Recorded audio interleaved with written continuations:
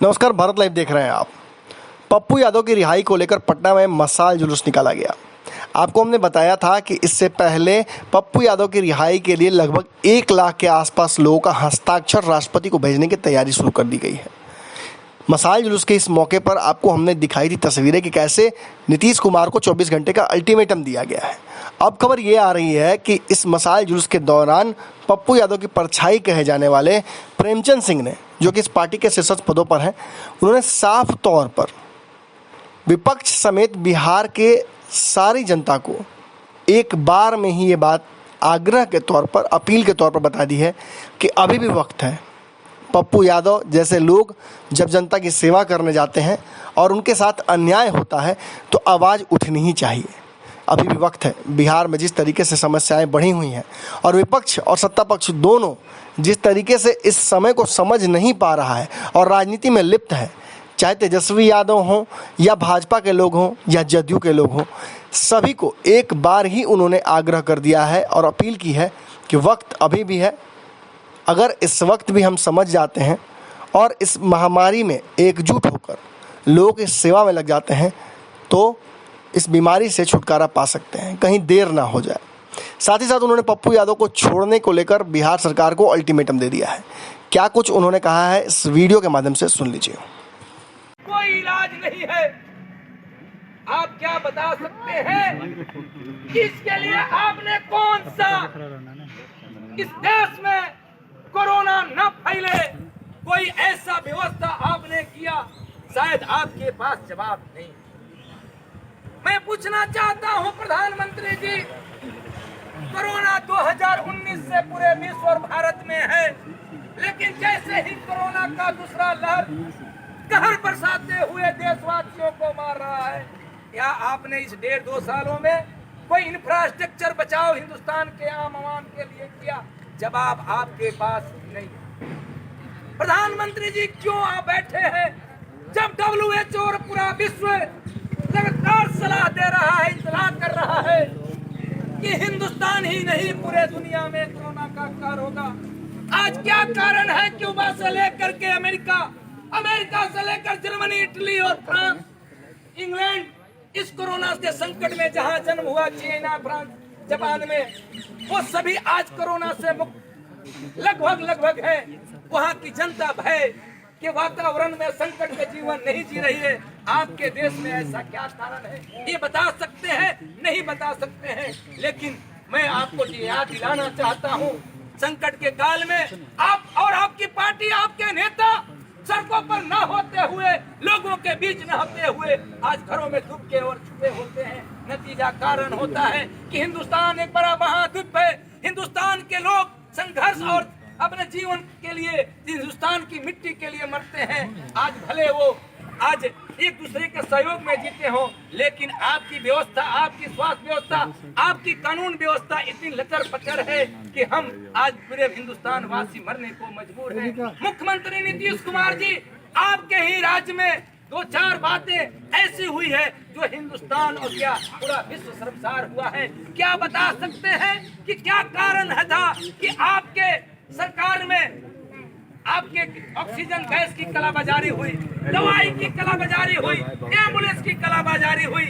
एक ऐसा सख्त व्यक्ति जो आपके ही बिहार माटी का एक जन्मा एक व्यक्ति जो इस जन अधिकार पार्टी ही नहीं, इस बिहार के आम आवाम का आवाज था, उसको आप क्यों, किस लिए आप दबा करके जेल के सलाखों में रखते हैं?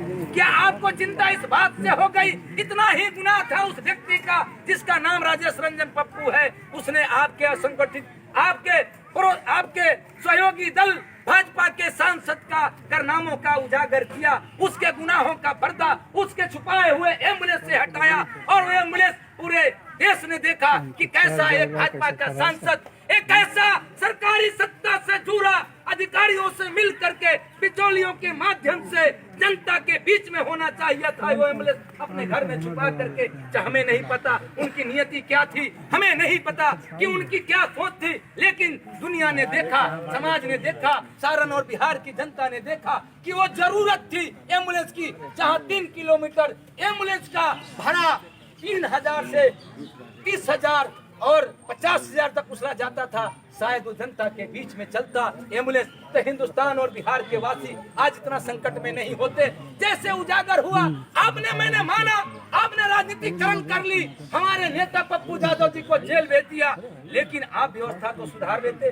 क्या कारण थी कि जो बच्ची, जो औरत अपने पति या पिता या माता के इलाज के लिए आपके अस्पतालों में जाती है, उसके साथ आप इलाज के बहाने, आप इलाज के जगह पर उसके साथ दुष्कर्म, छेड़खानी और उसके साथ बदसलूकी किया करते हैं। आप 10 रुपए की कीमत 2000 लेते हैं, 2000 की कीमत आप 20 लाख रुपया लेते हैं। एक बता सकते हैं? आप नहीं बता सकते। मेरा इतना मानना है, प्रधानमंत्री जी हम जानना चाहते हैं, मुख्यमंत्री जी हम जानना चाहते हैं कि आप ऐसा, इस बिहार की ऐसा आपने देश की हालात क्यों मजबूर कर दिया, क्यों बना दिया?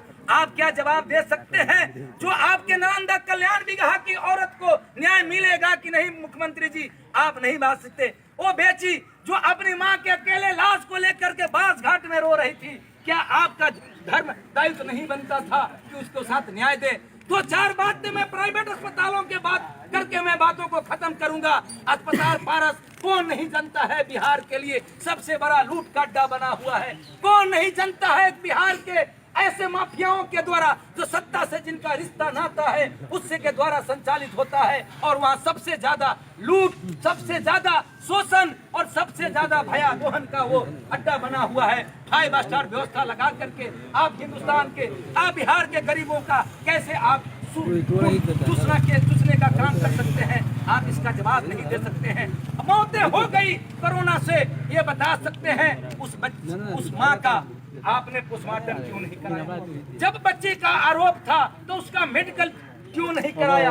और बहुत सारी बातें, मैं सवाल मैं आपको लिखित तौर पर मैं दूंगा, मीडिया के माध्यम से भी पूछना चाहूंगा कि आपने उस महिला के जब आरोप लगाई उसकी बेटी, तो आपने जो कोई भी रिपोर्ट बनाने के लिए, साक्ष्य छुपाने के लिए, एक तो दुष्कर्म का साक्ष्य छुपाए, दूसरा 302 के हत्या का साक्ष्य छुपाए, और तीसरा इस साक्ष्य छुपाने के एक बहुत बड़ा गुनाह होता है। इन 3 मुकदमों के तहत क्यों न पारस और सरकार पर मुकदमा हो? इसलिए मैं आपसे कुछ सवालों को पूछते हुए अपनी वाणी को विराम देने के साथ साथ मैं 2-4 बात कहूंगा कि ये बिहार, ए नौजवानों, ए उठो मेरे दुनिया के नौजवानों, ए उठो मेरे बिहार के नौजवानों, काखे उम्र दार दो हियार ला दो, जिस खेत के दाका से मैसर न हो रोटी, उस खेत के हर खुशिये इस मसाल से जला दो, उस खेत के हर खुशिये इस मसाल से जला दो।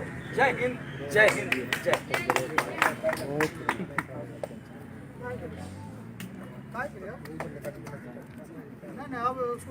थोड़ा सा पीछे आकर के मैं मीडिया के बंधुओं से आग्रह करूंगा कि हमारे यहाँ आगे पीछे चलो, थोड़ा पीछे हो जाए। अब थोड़ा सब लोग इस चादर से बाहर, चादर से बाहर, कोई बात नहीं, चादर से बाहर मैं सम्मानित। अब थोड़ा सा चादर से बाहर मैं मीडिया के साथी जो आप लोग बयान लेना चाहते हैं, हमारे टीम लीडर यहाँ है, हमारे प्रदेश अध्यक्ष जी और राष्ट्रीय प्रधान महासचिव जी और बिहार के संगठन के प्रभारी भाई दिनेश जी, आप लोग इनसे बयान ले सकते हैं, आप इनसे अपनी बाइक ले सकते हैं। धन्यवाद। आज के इस मसाल क्रांति का समापन यहीं पर किया जाता है। यह कार्यक्रम विभिन्न जिलों में इसी अंदाज में कल से शुरू होगा। धन्यवाद। एक आदमी कार्ड वोट रखो। अगर ये वीडियो पसंद आई और वह बिहार के राजनीति और बिहारियत से सरोकार रखेनी तो सब्सक्राइब बटन दबा के चैनल के सब्सक्राइब कर ली। ओजे एगो घंटी बा, ओकरा बटन दबा देला से कुल सटीक और मारक खबर रुआ मुफ्त में मिल जाई। अगर रुआ पत्रकारिता के हमनी के नया प्रयोग में सहयोग कर चाहतानी तो ज्वाइन बटन दबा दी। पेटीएम नंबर नोट कर ली 9386816700। धन्यवाद।